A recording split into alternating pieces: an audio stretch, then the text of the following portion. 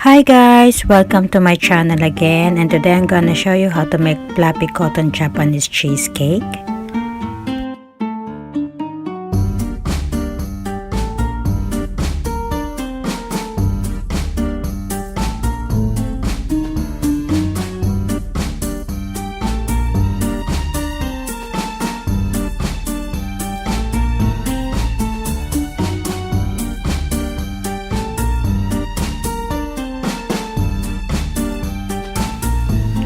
And here's all the ingredients that we need.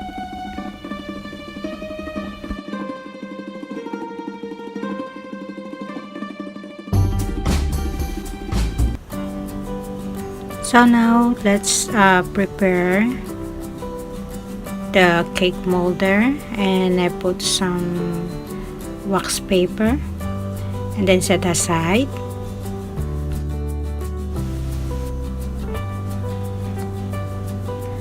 So this Japanese cheesecake is really good and very soft and fluffy.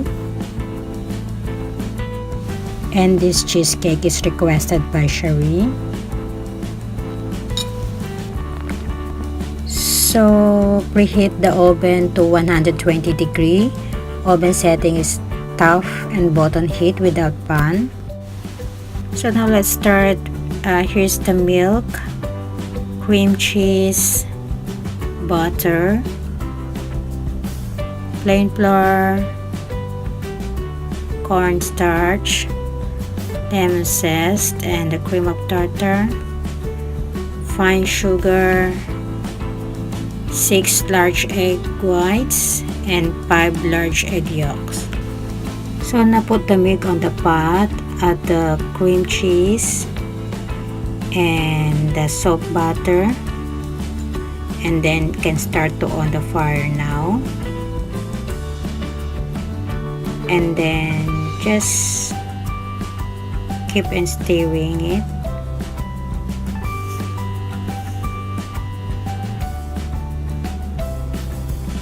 Just try to dissolve all the cream cheese and the butter into the milk. Make sure don't let it boil. Just keep on stirring.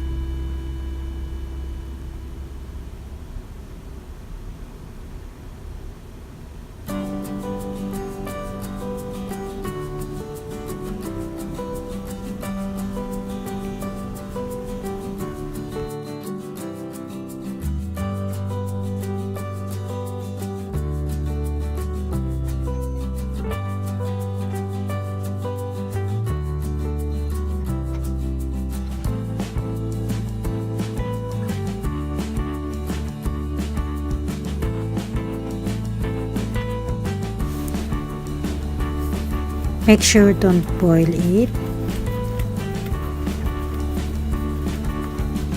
And at this moment, I already off the fire. Just keep it stirring. Make sure there's no lumps on it.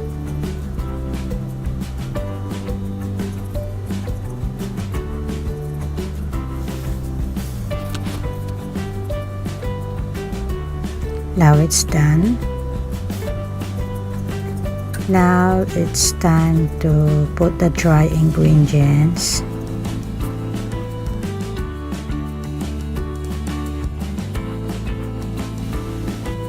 So let's sieve the dry ingredients, the flour and the cornstarch.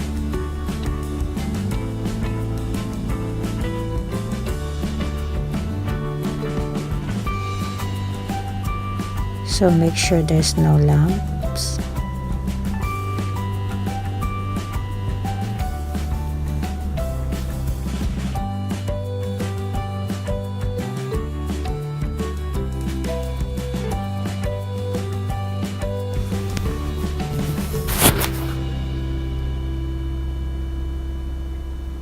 And then let's mix it until all the ingredients are well combined.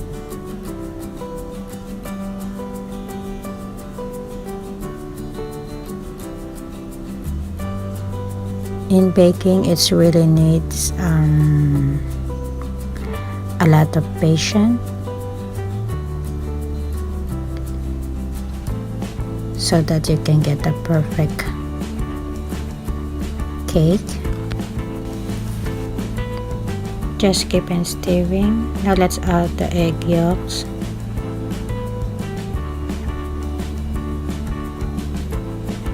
Actually, you can add it all at one time, but for me, I make it this way to make sure I mix it well.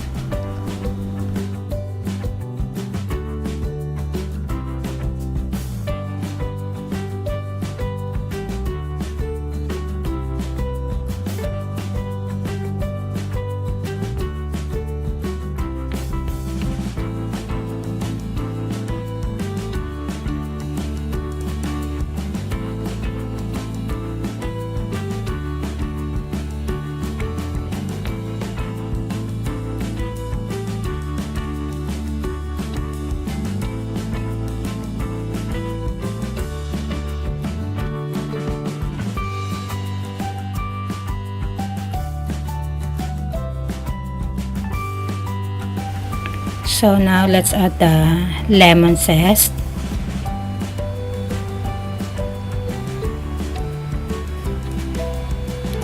And then mix it.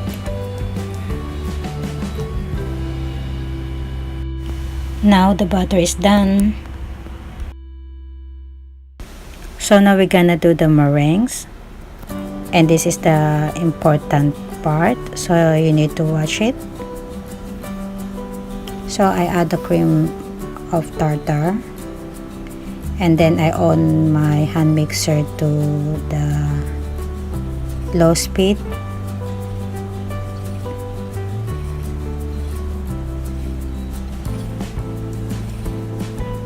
And then when it starts to bubbling, and then you can adjust your speed to high. Now let's add gradually the sugar, a bit at a time.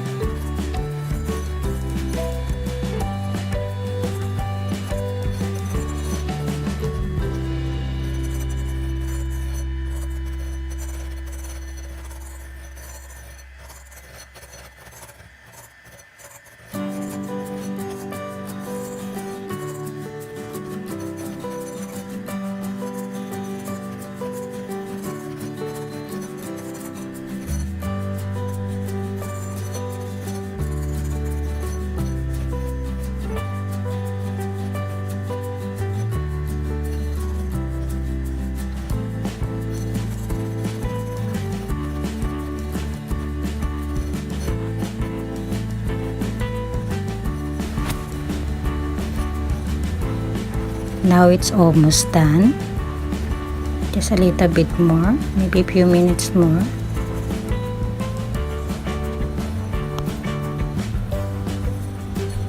This is almost to soft it.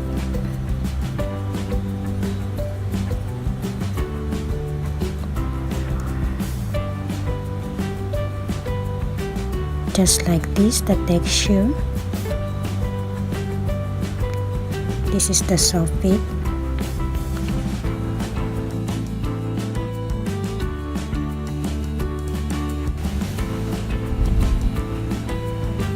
So I will show you the left side is the soft peak and the right side is over whip. And you will know it also when you turn the bowl to the upside down, it won't drop, so means it's done. So now we're gonna mix the meringues into the butter. Just take some first. You put the meringues into the butter and then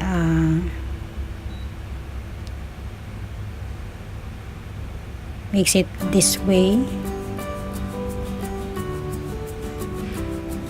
Just one direction.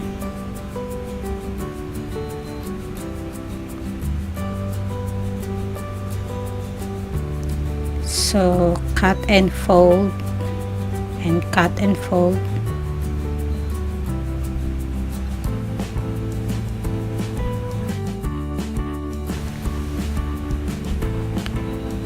So make sure don't over mix it.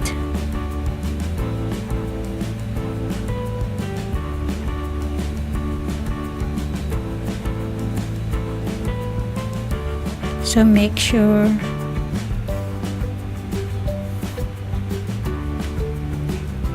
you cut and fold nicely. And then now I'm going to put this butter mix into the meringues, the rest of the meringue there.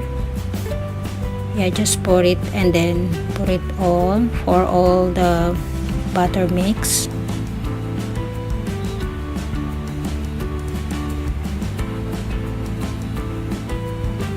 Because we did the bigger bowl.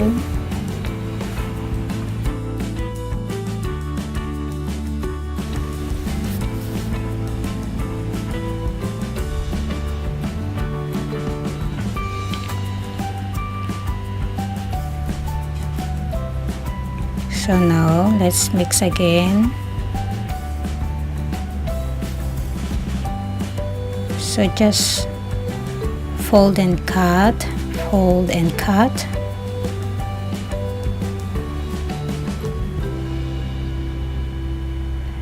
Just slowly. And I think it's almost done.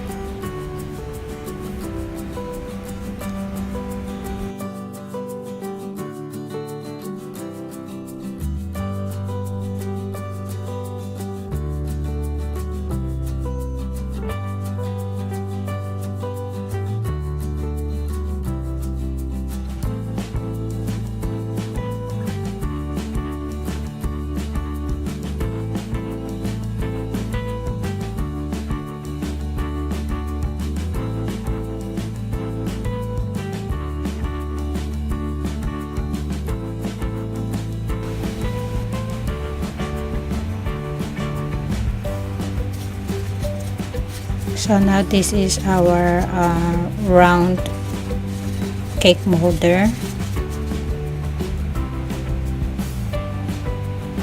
and then pour it.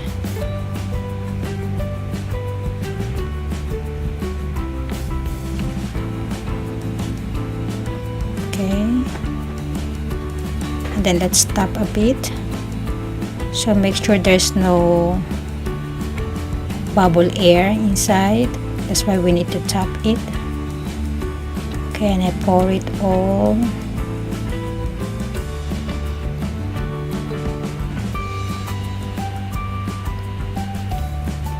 Then scrape all the sides.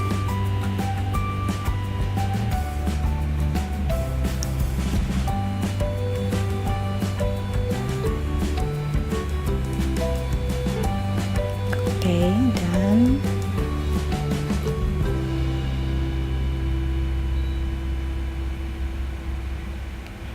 Okay, and now let's tap again.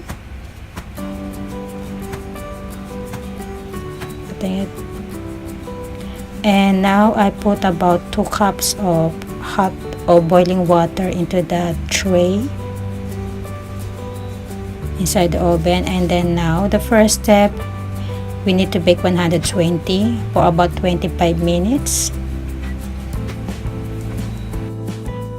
So the second step, after 25 minutes, adjust the heat temperature to 150 degree and continue to bake for 15 minutes.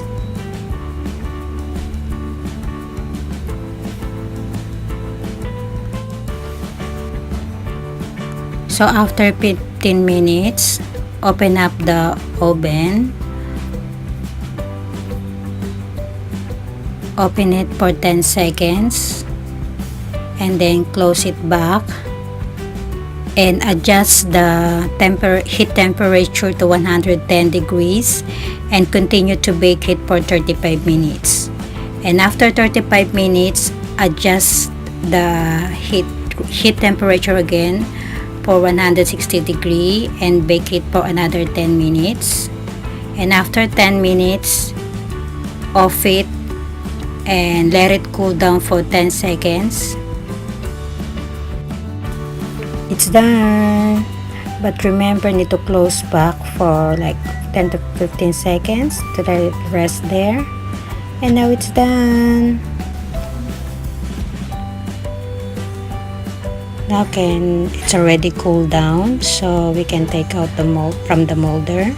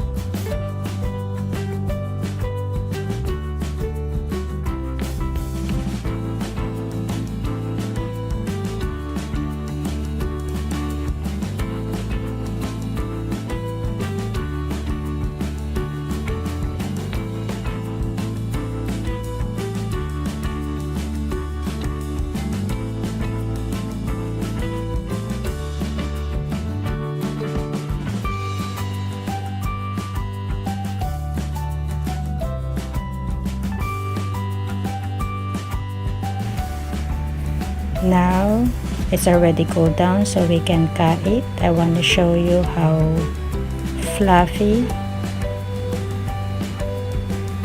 this Japanese cheesecake.